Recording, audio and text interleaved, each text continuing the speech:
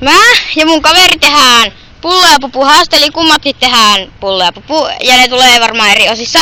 Ja tuolla on vahtokarkkeja, ja jos se koittaa saada 11 tämmöstä niinku vahtokarkkeja mahtumaan, ja jos ei saa, niin se syö plainblastereita.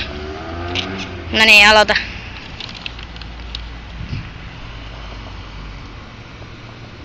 Pullo ja Pupu.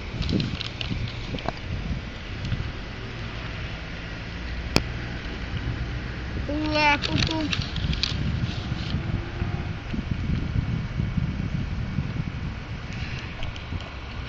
Pullo ja Pupu.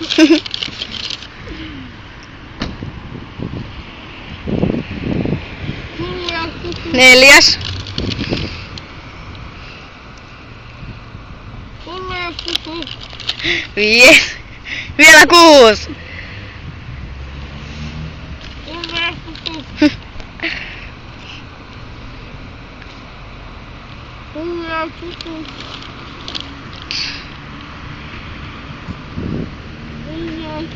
Montako nyt on?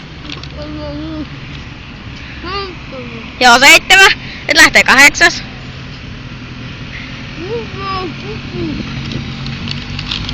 9.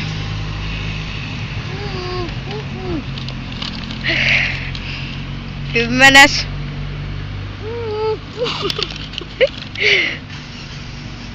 11.